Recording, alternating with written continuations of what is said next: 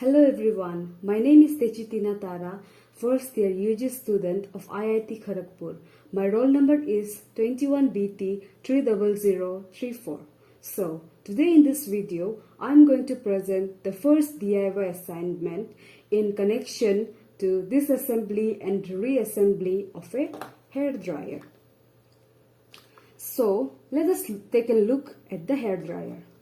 So, as we come through the wire, this is where the power comes in, and here we have another protective rubber piece, and also this is a PC material body, polycarbonate material, and here we have switch which is controllable from high, low to off. So, and also at the back here we have this net-like material which prevents the things from outside to get in, which might ruin the circuit inside. And also here this is the funnel through which the air passes, and this also works the same as this. And so now let me show whether this hair dryer functions well or not by switching on this. So I've switched on this current. Now I'll switch. Here you can see the hair dryer is totally working fine. The switch is also working fine. And so now let us move on to disassemble the hair dryer.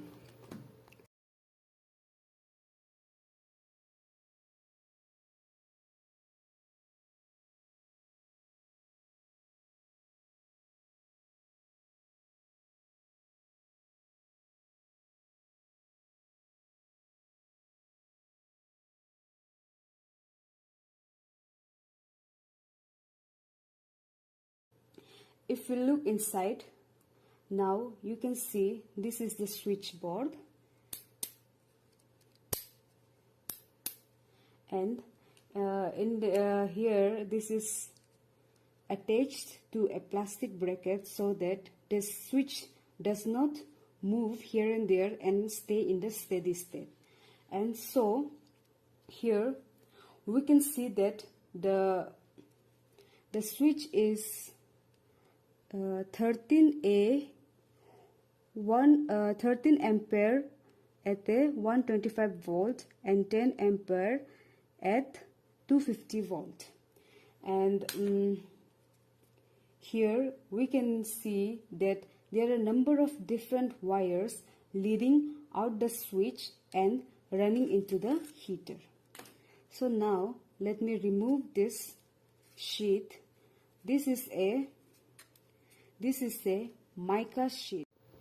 So we have got a fan in here, a DC motor and coil, and also this is a mica sheet which basically protects the housing of this plastic material.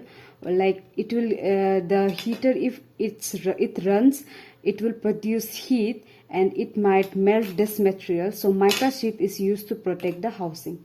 And if we take a look at the nichrome wire, these coils are nichrome wire, and a very fascinating thing about the hair dryer is that they take this nichrome wire and they use it as a massive resistor, because the motor doesn't want the full 120 volt that comes from the outlet, while it runs on DC power of 12 volt. So to get down to 12 volts, they use the heater as a resistor to drop the voltage down to 12 volt.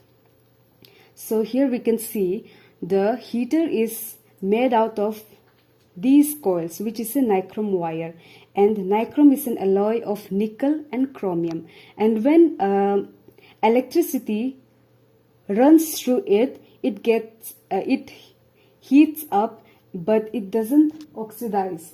And also, while other metals will oxidize faster and it will get rust soon. So on the front we can see this 90-degree opposed bracket that holds everything in steady state. Here we have some brass this brass contacts, and they distribute the power across this heater in the different parts of the heater. And so here we can see this is a bimetallic strip. It is made of two pieces of metal, and what it does is when the metal is heated to a certain point, it comes to the bimetallic strip to bend one piece of the metal which has a different expansion rate.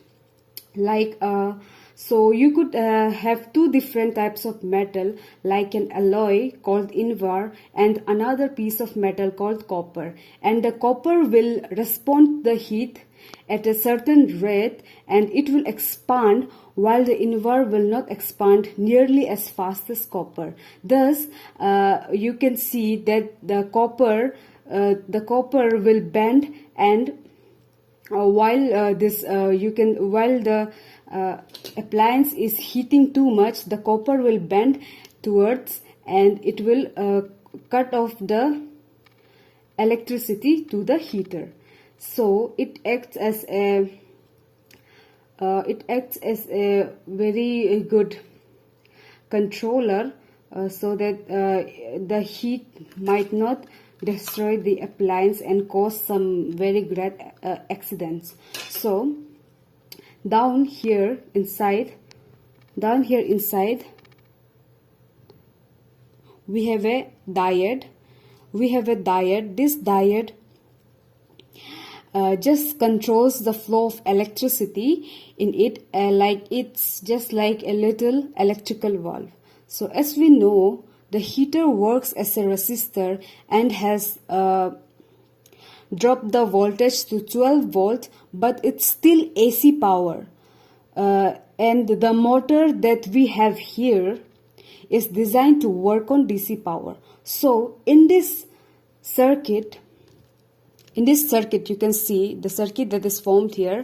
It functions like a bridge rectifier, and they convert AC to DC. So once the voltage is dropped and the power is converted to DC, the fan begins to spin. And so the fan pulls the air from the outside and passes it to the heater. And inside the motor, the copper is of a copper winding and have some magnets, and electricity passes through it, and it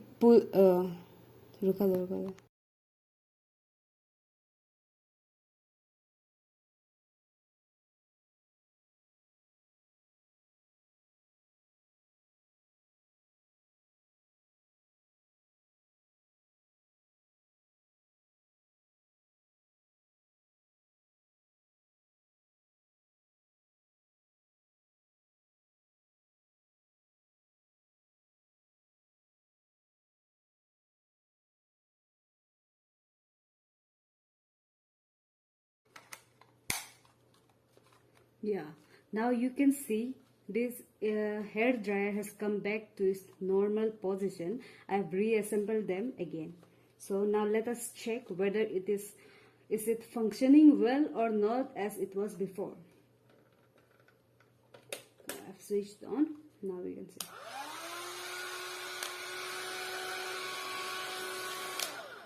Yeah, it's fine. So thank you, and I conclude my video here. Thank you everyone.